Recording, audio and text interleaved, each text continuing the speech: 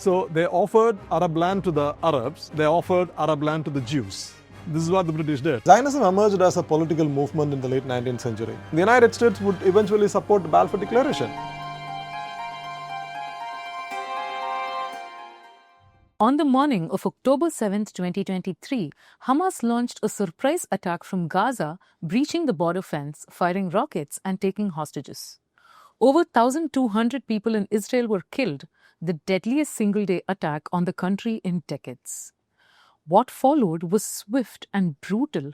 Israel declared war, launched a relentless aerial bombardment of Gaza, cut off food, water, electricity. Thousands of Palestinians were killed. Entire neighborhoods flattened, and once again the world turned its gaze to the Israel-Palestine crisis. But this wasn't just another escalation. It was a rupture exposing not just the horror of that moment, but the unresolved history behind it. Because what's playing out now didn't begin in 2023. This is a conflict rooted in over a century of broken promises, shifting borders, and unresolved trauma. To understand why this war keeps returning and why peace feels so distant, we need to go back. Before Gaza and the West Bank became symbols of resistance, before Tel Aviv and Jerusalem became flashpoints, before the State of Israel was declared, there was a different Palestine. No borders, no checkpoints, no UN votes, and no partition plan. So what changed? How did a European political idea, Zionism, become a global fault line? In the first episode of our three-part series, we trace the story up to 1948, the year Israel was born. From Ottoman-era Palestine to the rise of political Zionism in Europe, from Britain's wartime promises to the violence that followed the UN partition plan, we break down how the foundation of this enduring conflict were laid. To help us make sense of it, I'm joined by Johny, the Hindu's international affairs editor. I'm Sharmada Venkatasubramanian, and this is Global Faultlines. So to start with, let's rewind, go back to the late 19th century, Ottoman Palestine. What was this region like, socially, politically, and demographically? Did the people of different religious and ethnic communities coexist peacefully, or would you say there was already an existing tension before all the modern political movements? When we talk about the Ottoman period, the Ottomans captured this part of the region in the 16th century. During this period, so Jewish migration would start only in the late 19th century. But there was a small section of Jewish people here. I mean, if we are talking about that political entity called Palestine, which is basically the land between the Mediterranean Sea and the Jordan River. And in the top, basically the Syrian and Lebanese region, and in the bottom, Sinai Peninsula. So this is the land that is referred to today in modern discourses, that is referred to as Palestine. So during the Ottoman period, this land was divided into mainly three, what the Ottomans call sanjaks, which is districts. So that is Nablus, Jerusalem, and Acre. So these were the three sanjaks. And these sanjaks were part of the Syrian Vilayet, and sometimes the Ottomans would change this. Sometimes it was part of Sidon or the Lebanon Vilayet, etc., etc. But Palestine is a historical name. It is a historical and cultural name. For example, it's there if you read Bible. You read Hebrew Bible or you read Christian Bible, you will find the word Palestine, Philistine, basically. So the people basically living in the sea front regions, basically the Mediterranean front regions, were called Philistines. It's there in Bible. So culturally, this region is called Palestine. So that's, and also, I mean, in Christian and Arab literature, basically the land involving, let's say, Jerusalem, Bethlehem, Nazareth, these are holy regions for the Christians, as well as for Muslims and Jews as well. I mean, Jerusalem, in the context of Jerusalem, it's holy for all three Abrahamic faiths. So this region involving these three main cities are also called in the popular literature as Palestine. So if you look at the demographic composition of the region, so it's largely Sunni Arab. When I say, I mean, Sunni Arab, and I mean largely Arab, and Arabic was the most spoken language. And if you look at the religious dimension, it was mostly Muslims, Sunni Muslims. And also you had these Christian cities like Jerusalem, Bethlehem, Nazareth, so where Christians sizable Christian population was there. And you also had different Christian denominations present in the region. That is, right from the early part of, after Christ's death. You can see that even when the whole region was ruled by Muslims, so all the Christian denominations were recognized by the Muslim rulers. I mean, interestingly, there was a story about in Bethlehem, after Caliph Umar took over Bethlehem. So he visited the Church of Nativity, where Jesus was born. Christians believe Jesus was born there. And then many of his followers asked him to bring down the church and build a mosque. And then Umar visited the mosque, and then he steps out. Then he picks a throne and then he throws it.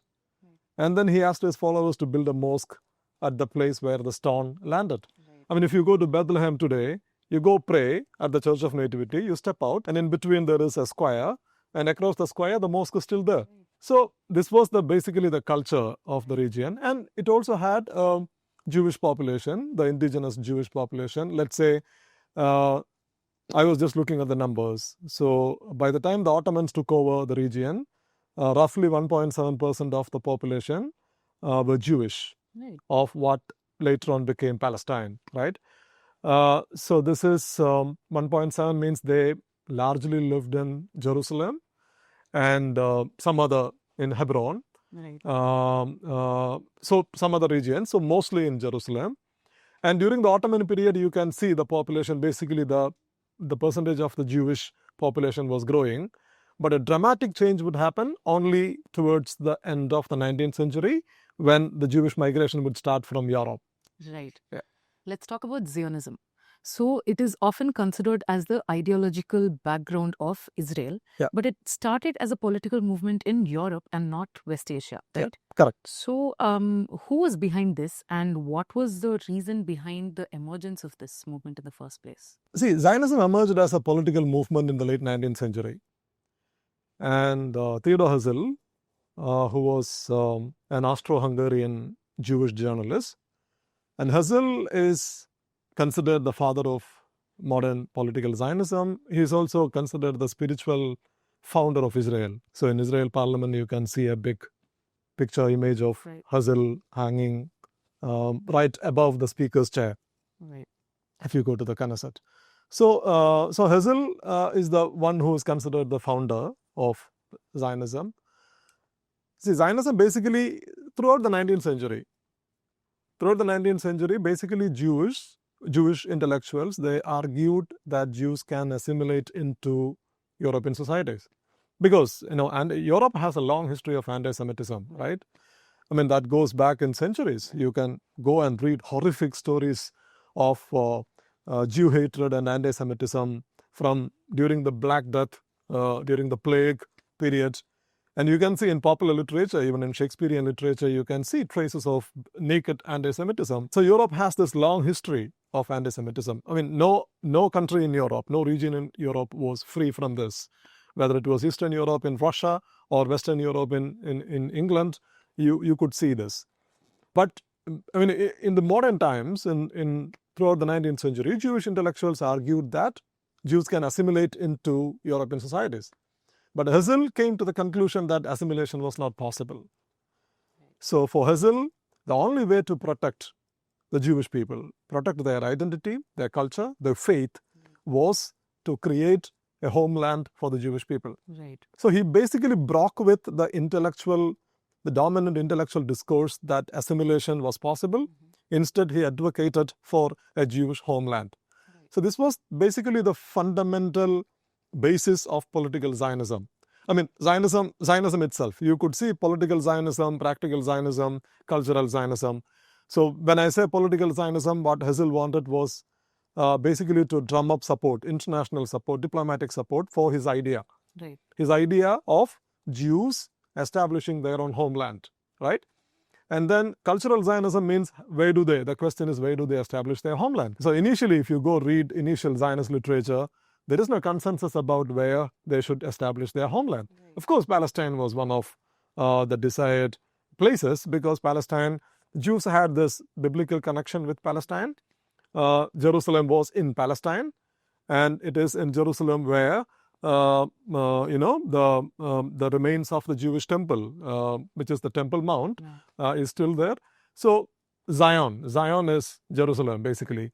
So the Jews always had this, cultural longing to return to the Zion. It's part of their cultural life. So they have this cultural connect with Jerusalem, and in their literature, in Bible, so this was the land offered to them by God, right? So they wanted to, basically Palestine was one option, but at that time Palestine was part of the Ottoman Empire. As I said, it was divided into 3 administrative districts, but it was part of the Ottoman Empire. And Herzl in 1896 came up with his pamphlet. It's called Der Judenstaat. It's the Jewish state. That's where it was, in this pamphlet, that he formulated the idea of creating a Jewish homeland, right? And then so Palestine, where should this homeland be? Of course, one option is Palestine, but there were other places also early Zionists considered. Argentina was one place. And Jews had even migrated to Argentina. They migrated to Argentina, and they did this in 1980s. Before Herzl wrote his pamphlet, Jews had started migrating to Argentina, and there is something called the Uganda Plan. So not many people know about it today. So this was in early 20th century. The British government, I think led by David Lloyd George, came up with this proposal of establishing a Jewish homeland, basically what Herzl called a shelter. Jewish homeland in British East Africa. So it's called Uganda Plan. It's basically Kenya and parts of Uganda, etc., etc. And Herzl was actually, he warmed up to the idea, because for him, Jews were facing increased persecution in Europe, especially in the East. So when he saw an opportunity to establish a shelter for the Jewish people, he accepted it. So he took it to the Jewish World Zionist Congress, and this idea split the Zionist Congress. Some people accepted this, some people rejected it. And in the 6th Zionist Congress, they set up a commission. And the commission actually went to British East Africa. They visited the places. But of course, the locals did not, the locals were not very happy, because they knew that, the reason for the visit of the delegation was the possibility of the creation of a Jewish homeland in East Africa. So the locals did not welcome the delegation. And the delegation came back and said that this is a hostile territory, so that they couldn't establish a country there. So eventually the 7th Zionist Congress voted it out. So Uganda was there, Argentina was there, and Palestine was there. So in the case of Palestine, Herzl actually supported migration to Palestine, and he tried to meet the Sultan, Ottoman Sultan.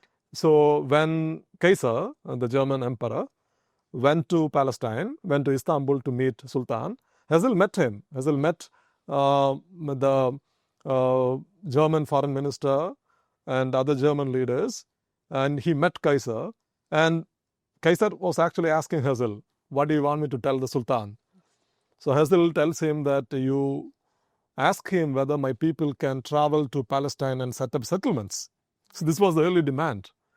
And Caesar told him that, yes, I will take it up with Sultan. And then you can see from late 19th century, Jews would start migrating to Palestine. Right. So how did the world leaders and the leaders of other countries take this whole political Zionism aspect of it? If we are talking about late 19th and early 20th century, so this was a period. You look at Europe. Europe was the main player. So in Europe, you had Great Britain, you had the German Empire, and then here in the East, you had the Ottoman Empire. So these were the 3 main players, right? The Russians were there, but the Russians were in kind of a decline. And in Russia, Jews were facing major persecution. I'm talking about the Tsarist Russia, pre-revolution. And Jews who were fleeing persecution in Eastern Europe, they would largely move to the Western Europe, to France, and to England. So countries in this region also came under pressure. So at that point of time, for the British government, they did not want to welcome more Jewish people. So they wanted to find some kind of a settlement for the Jewish question, right? And Herzl, after political Zionism took root, and Herzl's point was also that you should help us find a shelter for the Jewish people. So basically, when they supported the Uganda Plan, I mean, it was more out of desire to basically find a place to move the Jewish people than helping the Jewish people. Right. So you should understand this difference. So world powers, response was that on the one side, there was no solution to the persecution Jews were facing. I mean, there was no major course correction, policy changes, nothing. But at the same time, these certain countries in the West, they supported political Zionism because of the same reason that as part of the political Zionism, they thought that, they can actually move Jewish people to a new homeland, right? So, particularly in the West, Zionism attracted support, and at that time you had powerful Jewish bankers were there, Jewish industrialists were there, and they all supported the World Zionist Congress, which was also coming up. Every year you will have this Congress, and the World Zionist Congress would actively push for basically a settlement of the Jewish question. Right. For example, there was a letter written by Theodor Herzl to the Ottoman Sultan, and the letter he handed to the Germans to hand it over to Sultan. And in the letter he said that he wanted support from Sultan to set up a Palestinian settlement company that would continue to help. Basically, that would help the Jewish people who were migrating from Europe to Palestine to settle down there. And in return, he promised that he would help the Ottoman Empire basically fix its financial problems. Right. Okay. This is the letter. Herzl was pretty confident that the Jewish community would be able to offer some kind of assistance to the Ottoman Empire in return for help from the Ottomans to settle the Jewish people in the Ottoman land, basically in Palestine. So that's how it worked. So there was no overt support, but at the same time, some Western countries were, they were actually, they warmed up to the idea of finding a solution to the Jewish question. So they supported Herzl. And Herzl was constantly in touch with the Germans, particularly with Germans, because Germany had better ties with the Ottomans at that time, whereas Britain saw the Ottomans as a threat, right? So this is how the international community or the major powers at that point of time responded to political Zionism. So what was the early settlements of the Jewish communities to Palestine? What was that like? How did the local Arab communities take that? Were there tensions or was it smooth? How was that like? The first recorded tensions or large-scale tensions were in the 1930s. Right. So initially, what the Jewish people did was to move to Palestine, to the Ottoman districts, and then buy land and then settle down as smaller communes, kibbutzim, right? Smaller socialist communes. So that did not, immediately trigger any major tensions. Rather, they were welcoming. Tensions would rise only during the interwar period when the migration will pick up. That would lead to tensions, and the local landlords would also turn against them. And those tensions had two sides, because on the one side, it was a revolt against the British. And on the other side, it was a revolt against the immigrants, right? Migrants. Because the British were the colonial rulers at that time, if you are talking about 1930s. But if you are talking about early 20th century or late 19th century, there were no apparent tensions. And you can also see how the population is changing. For example, at the beginning of the First World War, roughly 100,000 Jews were living in Palestine, which made up, let's say, 13% of the entire population. And during the war, the population will actually go down during the war. And then it would again pick up after the war. The war came to an end in, let's say, 1918. So 1917, the British would take over Palestine. So you can see, still you have that iconic image of British General Allenby entering Jerusalem. This was in 1917 December. So then ever since, they would immediately they would take over the whole of Palestine. And Britain would also revive the name Palestine. Because during the Ottoman period, the local cities were used, city names were used, like Jerusalem or Hebron, Acre, like that. But then the British would revive the historical and cultural name, which is Palestine. Now, because if you read the text of Balfour Declaration, which was issued in 1917, so the declaration says that His Majesty's government supports the creation of a Jewish homeland in Palestine. Right. This is the language used in Balfour Declaration. Right. The same language is used in the mandate as well, the League of Nations mandate that gave a mandate to the British in the early 1920s. Again, that also says the same thing, like Britain will be given the mandate to rule over Palestine. Right. That's the language used. And now, I mean, today many people say that there was no Palestine. Like Golda Meir famously said in 1969, there is no such thing called Palestine, right? So many people today, I was watching Piers Morgan's show the other day where she interviewed an Israeli settlement leader, and she was repeating the same thing. There is no such thing as Palestine. I mean, all you have to do is to go and read Balfour Declaration. You can't say the British didn't know their language, right? English was their mother tongue, and they have clearly written that in Palestine. League of Nations document also says the same thing. So the British, and after that, after the British took over, basically the Jewish immigration picks up. And it also had a historical reason, because especially towards the late 1930s, the Nazis would come to power. Yeah. And much before, the fascists were there in power in Italy. And the Jews increasingly faced persecution in Europe, and they had no place to go. Right. They were not welcomed in many European countries. And you had Hitler on the one side, you had Mussolini on the other side. And then the Zionists had clearly established a path for the Jewish people to travel. Whatever they have in Europe, you take it, and then you leave the continent, you go to Palestine, you settle down, right?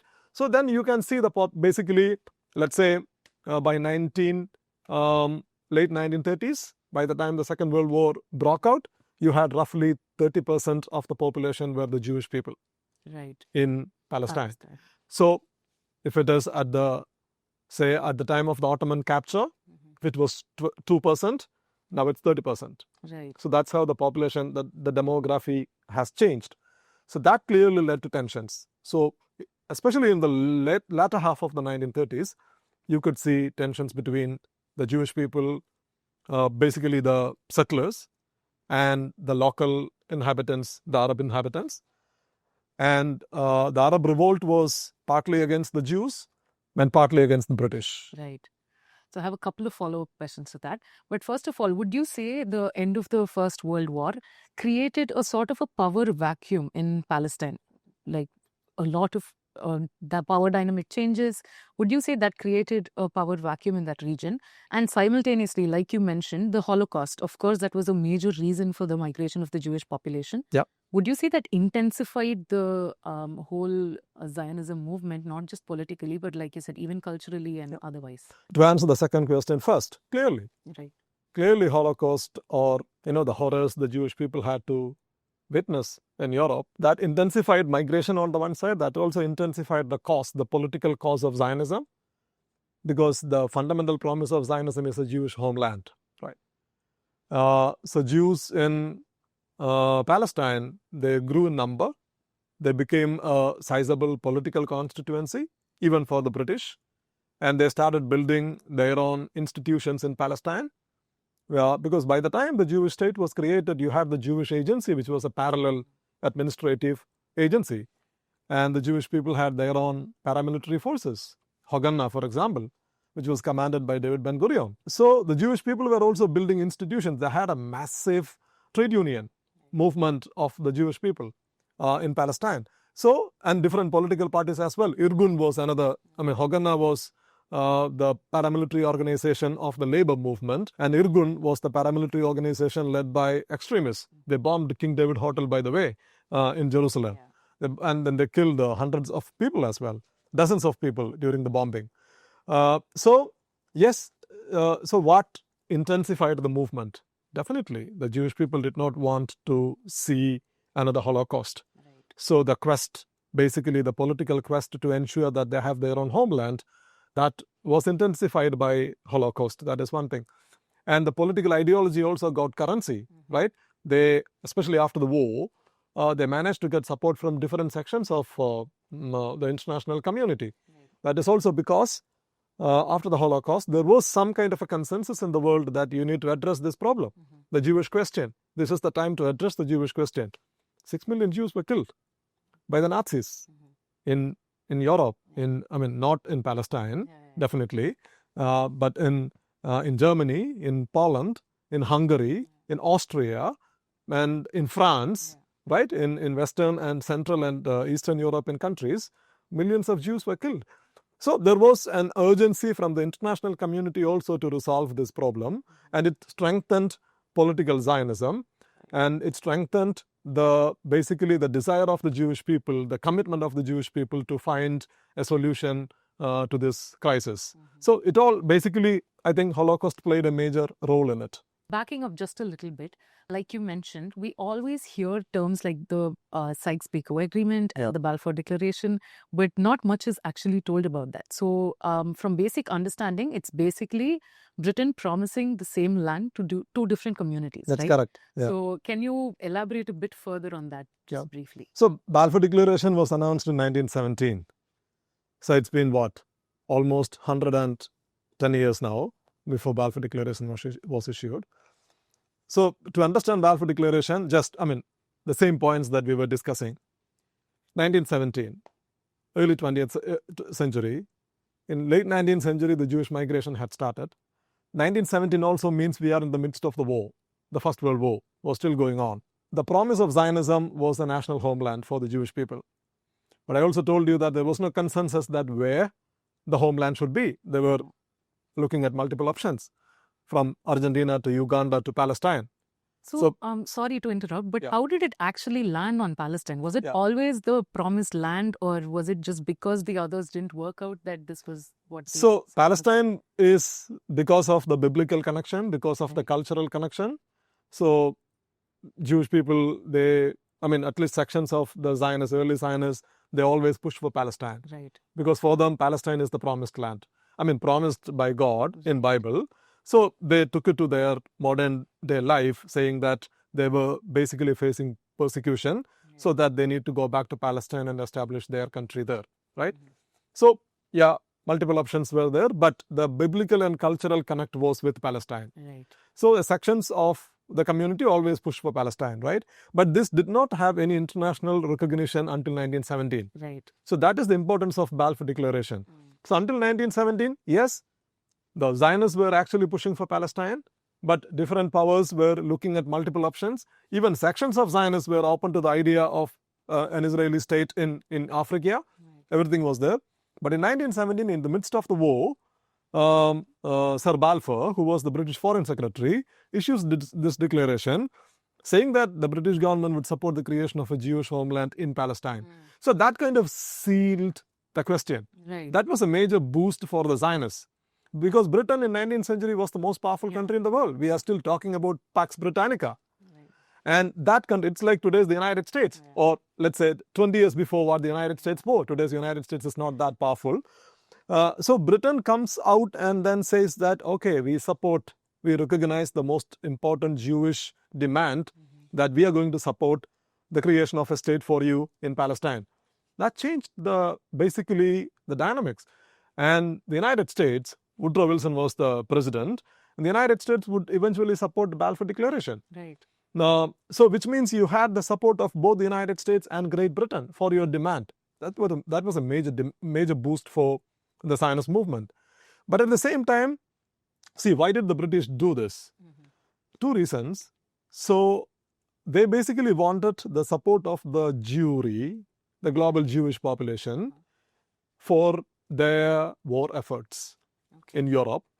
And they also wanted the support of the Jewry in the United States, who were in a much better position than their compatriots in Europe. They wanted the support of the Jewry in the United States, and also to basically force the United States to do more in favor of the war efforts during the First World War. So Britain wanted that, the support of the global Jewry, right, in favor of their war effort.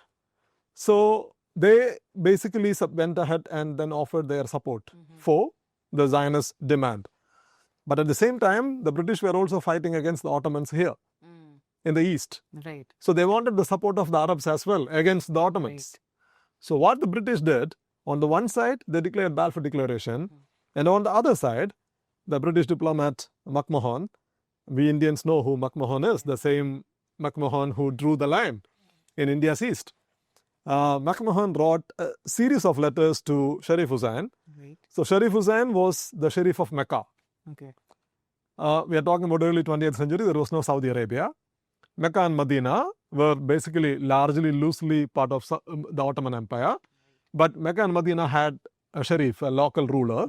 So Hussain is the Hashemite family. Hashemite rings a bell today because the Jordanian king is from the Hashemite family. King Abdullah is the great-great-grandson of Hussain, the Hussain we are talking about. Right. So Hussain was the Sharif of Mecca.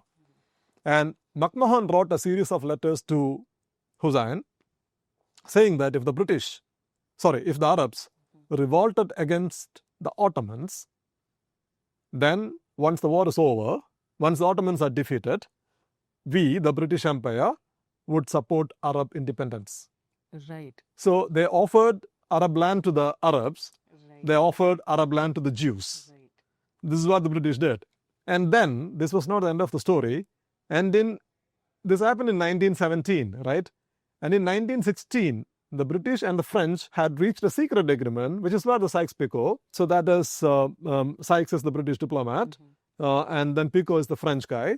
And they agreed to a secret agreement, basically, reached a secret agreement, saying that once the war is over, they will divide up the Middle East or West Asia among themselves. So it is a classic imperial plan. So you have already reached an agreement with your other colonial ally to divide up the land once the Ottomans are defeated, and then you made the promise of giving the same land to two different people. And then we know what actually happened. After the war, the British would take over Palestine and Iraq and what later on became Jordan, Transjordan, which is now Jordan. And the French would take over Syria and Lebanon, basically the Levant region. So they will divide it between themselves. But the Jews who got international recognition and support from the British, the Jews would continue to push for independence. The Arabs would do the same thing. So that's why the Arabs would be given basically Transjordan and Iraq. So many people ask why the Hashemite family is in power in Jordan. It is because of this. Because it was part of this agreement that Jordan was given to the Hashemite family, and Hussein's son would become the king, and he is the grandfather of the current king. Right. Yeah. So that's how the region was divided. So Balfour Declaration is an important, or the most important document in the history of Zionism, because it was during the Balfour Declaration that Zionists got international recognition for their claims over Palestine. Right. And then, Britain played a very important role in the whole mess we are today living in. Just forwarding a little bit, in your opinion, hypothetically, do you think if the British had exited in a more smoother, better way, the situation would have been better today, or do you think it would have been inevitable regardless? See, if you are talking about 1948, in 1948, yes, the British would have actually opted for a solution to the crisis. They didn't do that. It's horrific. They did the same thing with India as well. They exited after a partition, and the partition led to the deaths of hundreds of thousands of people, if not millions. And they did the same thing with Palestine as well. They just went to the United Nations saying that we want to vacate the mandate because they were not in a position to continue the mandate. Mandate was basically a euphemistically beautiful word for occupation. It was a colony. Palestine was a British colony. Everybody calls it mandatory Palestine, but it was basically a British colony, right? So Britain just washed its hands off. So there was an international, there was a UN commission. The UN SCOP was the UN Commission on Palestine, UN Special Commission on Palestine. They came up with a partition plan. And the partition plan was voted in the General Assembly, but it never made it to the Security Council. Many people say that State of Israel was created based on the UN partition plan. First of all, it was not based on the UN partition plan because UN partition plan gave 55% of historical Palestine to the Jewish state, who made up roughly 30-35% of the population at that time in 1945. But by the end of the 1948-49 war, the Jews were controlling 75 to 79% of historical Palestine. Right. So, the creation of Israel was not actually based on the UN partition plan. That is another thing. But the UN partition plan itself did never make it to the UN Security Council. Right.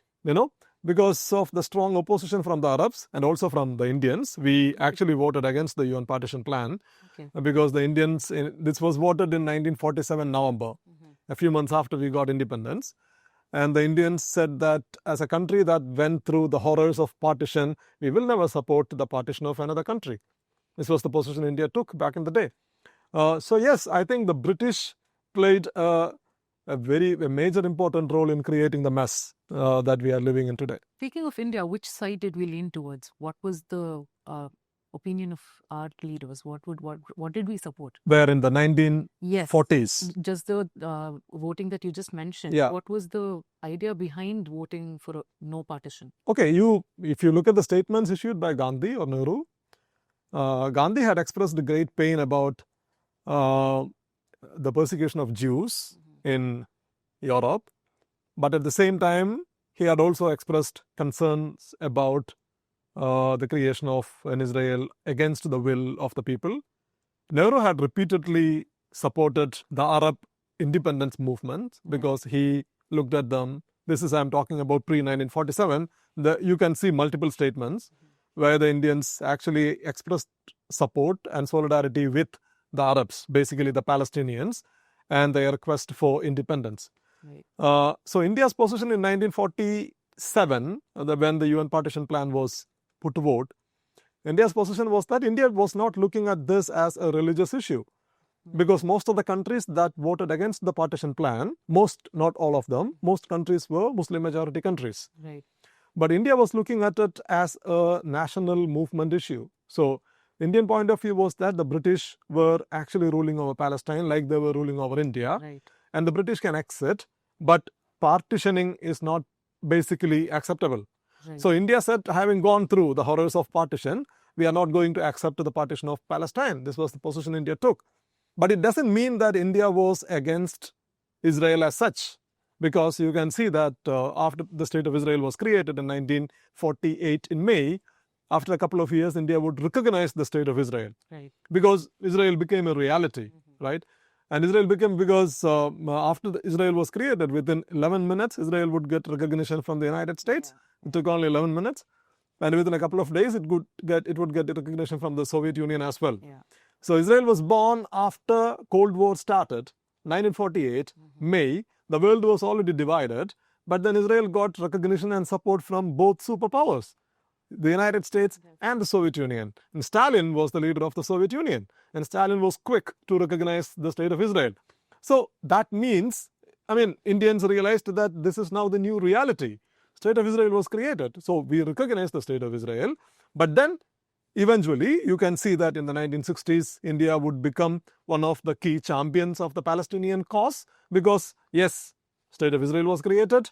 State of Palestine is an unfinished problem now, the question now. So you need to resolve that problem. So India started supporting the creation of a Palestinian state. Right. Following up with what you just said, that was actually a question I had for later on, but US and the USSR, beginning of Cold War, supporting one single cause. So what was the political strategy, if there was any, behind both of their intention towards this?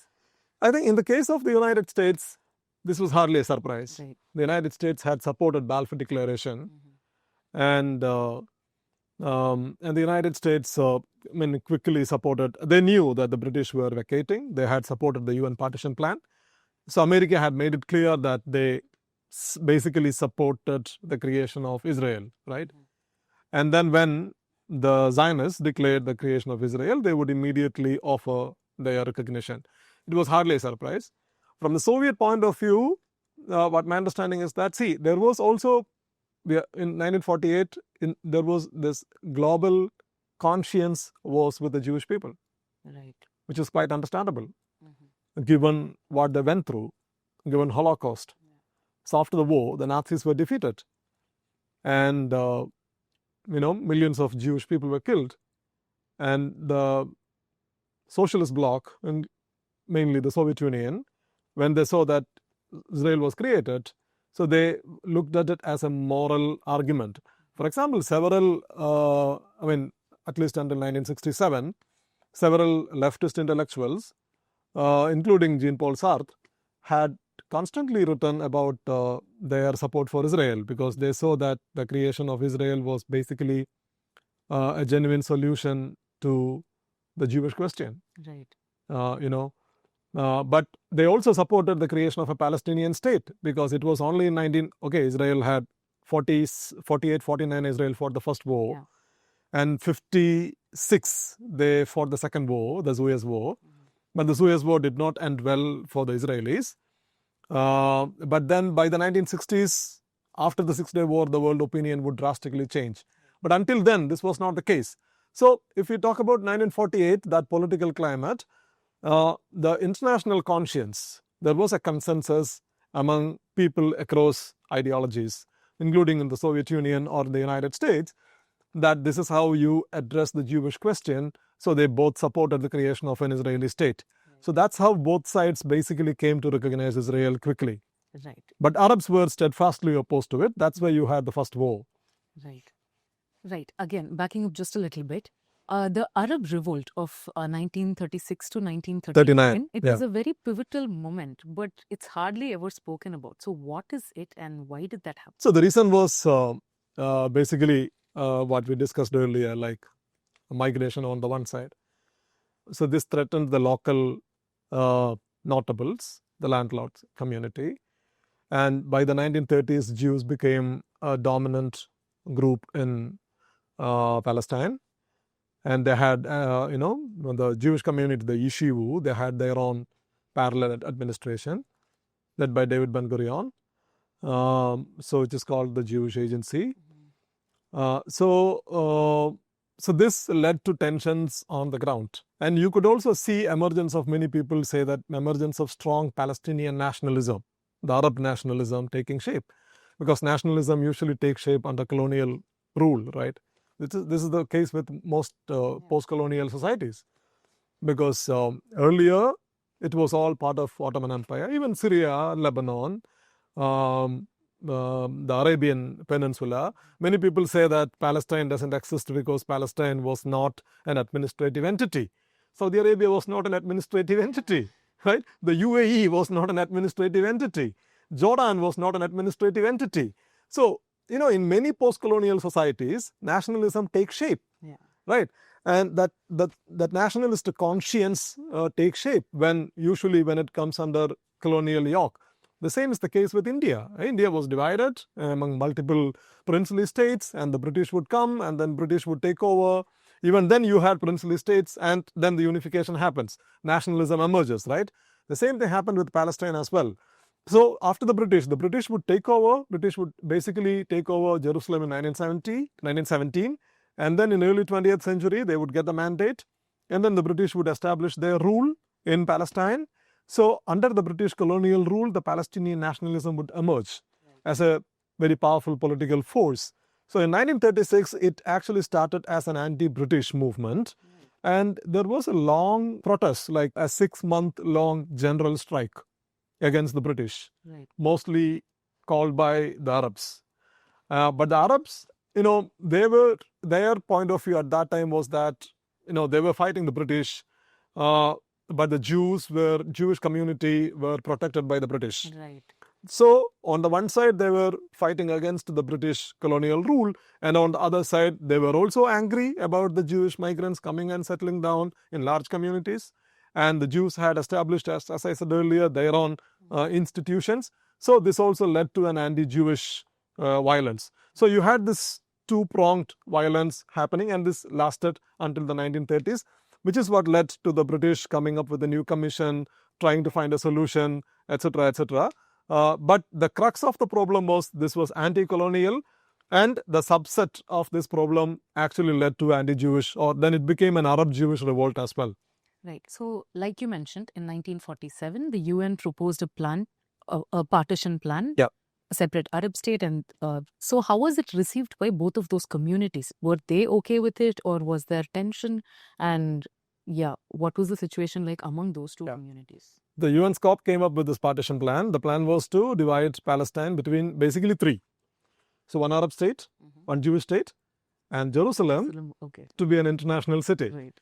because those who sponsored the resolution, countries in the West, they did not want Jerusalem to be part of either an Arab or Jewish state, because Jerusalem is also a Christian city.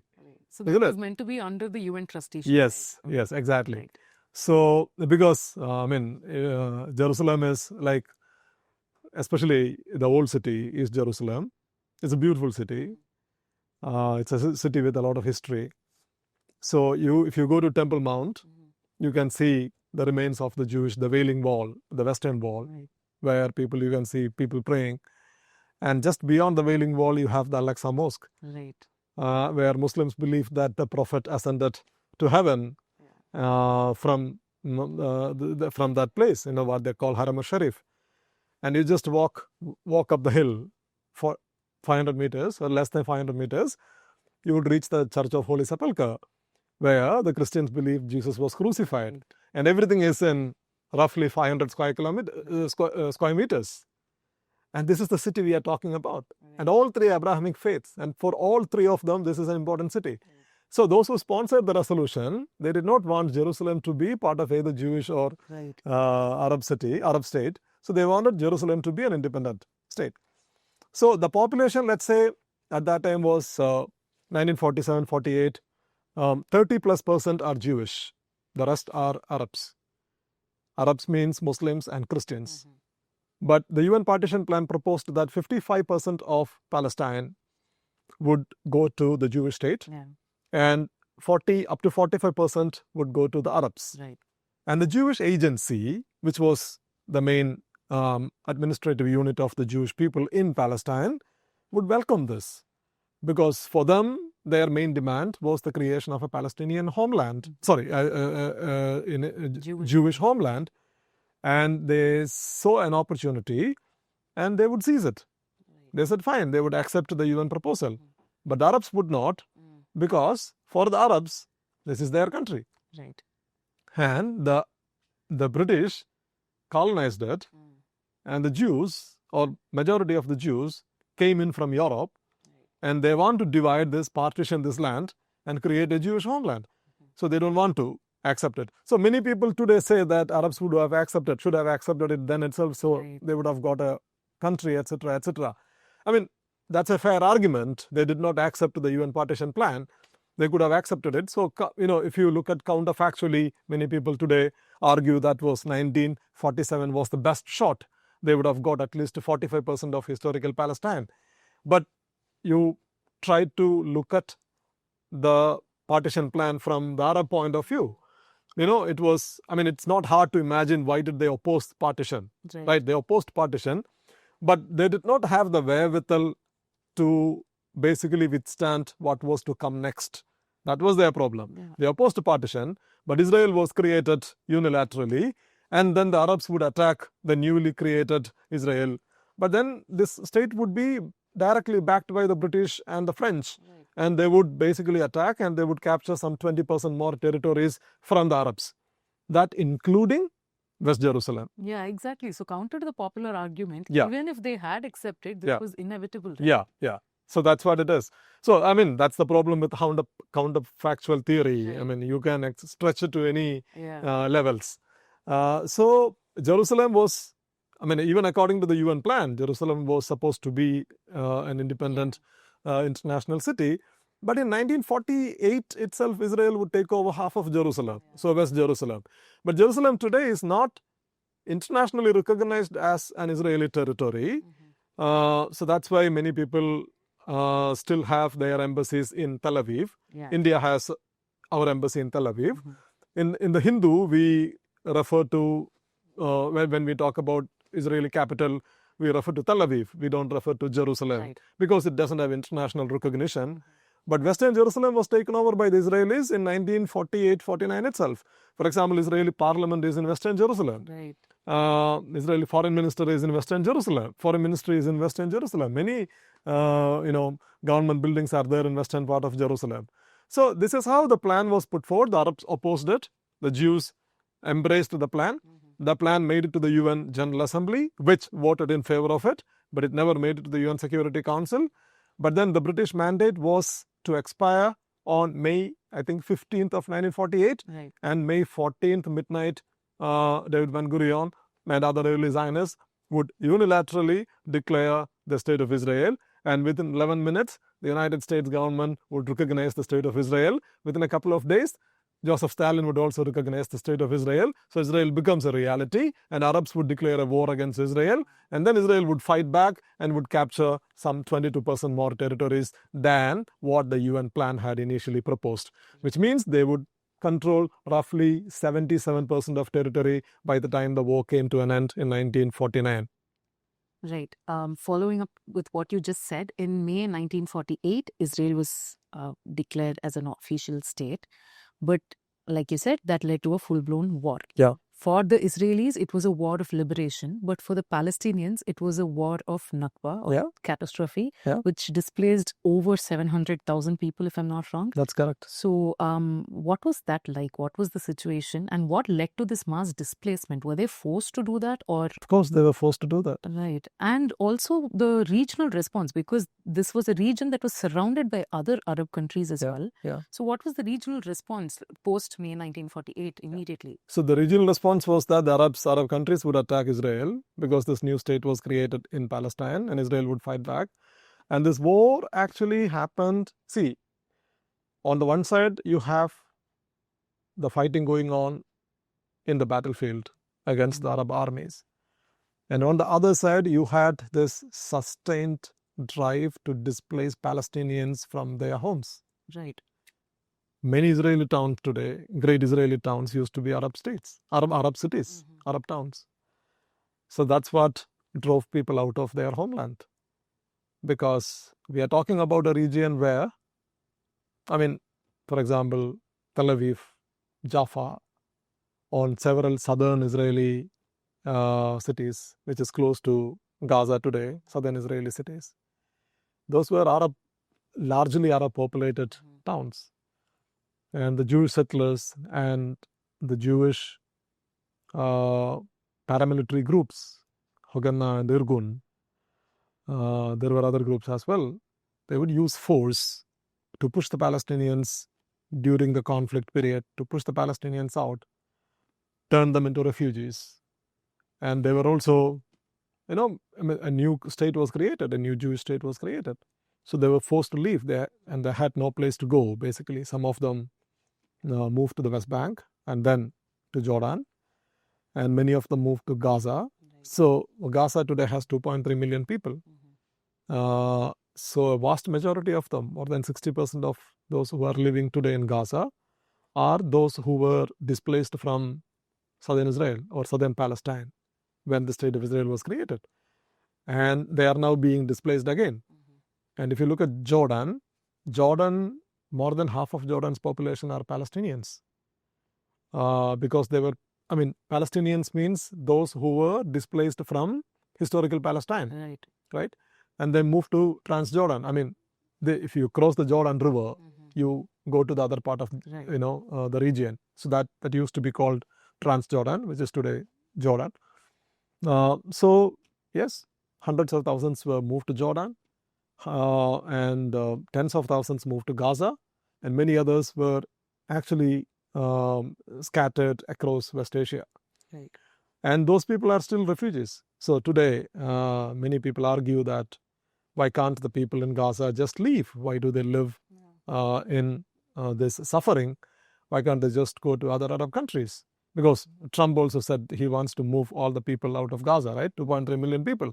So those who support Israel's war in Gaza say that once Hamas is defeated, once everything is happy and peaceful, they can come back to live their life.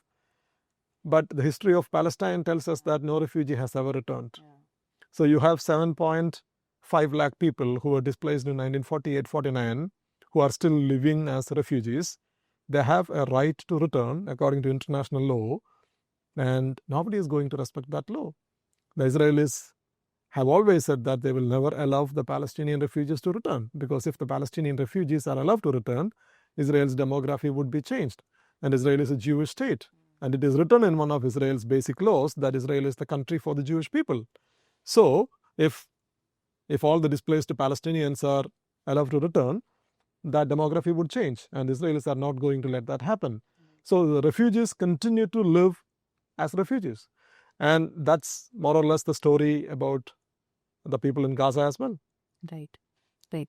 So I think we're nearing the end of the historic part of this three-part series on this conflict. But before we conclude, in your opinion, how much of today's crisis do you think is seeded in the first war that started out in 1948? And do you think it has just been ongoing since, or do you think it's different and evolving in a sense, if that makes sense? So largely history plays a major part Right. in the Palestine question. You can't understand the complexities of today without understanding the layers of history in the Israel-Palestine conflict. Because, this used to be, this is a land that was part of the Ottoman Empire. Yeah. And Jews have a biblical connect with this land, but those who migrated actually came here from Europe. That is also a reality, right? I mean, people say that this is a land promised to Jews. So you are basically, that argument is purely based on the religious scriptures. Yeah. So if you take religion into every conflict, then you will never be able to find a solution. But having said that, Israel is reality. It is a modern state, and it was created, and it is a member of the United Nations. What is the unfulfilled promise is the creation of a Palestinian state.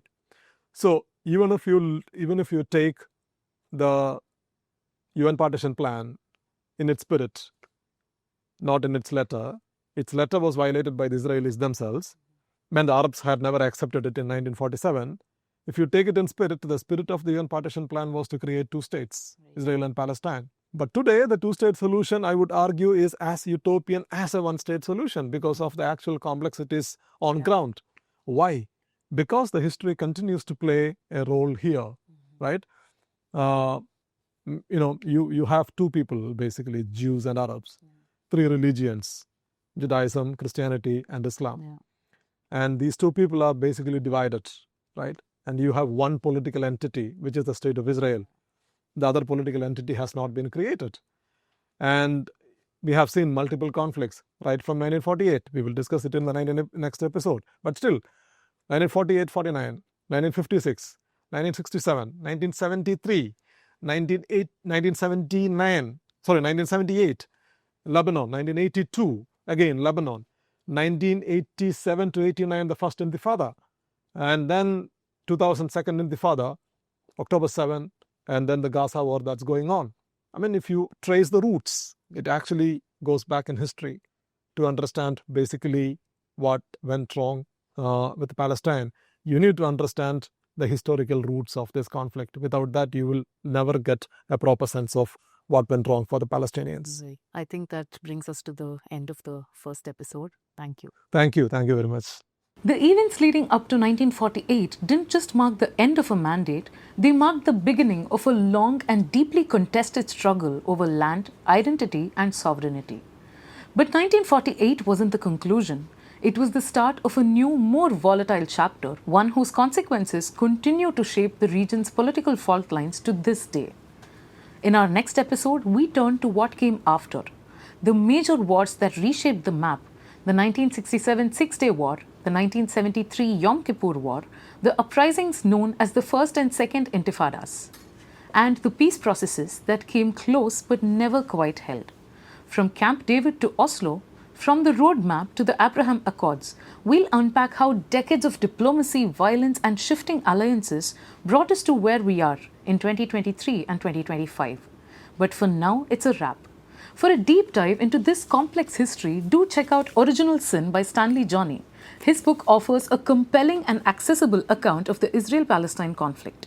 If you have any feedback or suggestions, write to us at podcast@thehindu.co.in. Thanks for watching. This is Global Faultlines, the Hindu's international affairs podcast.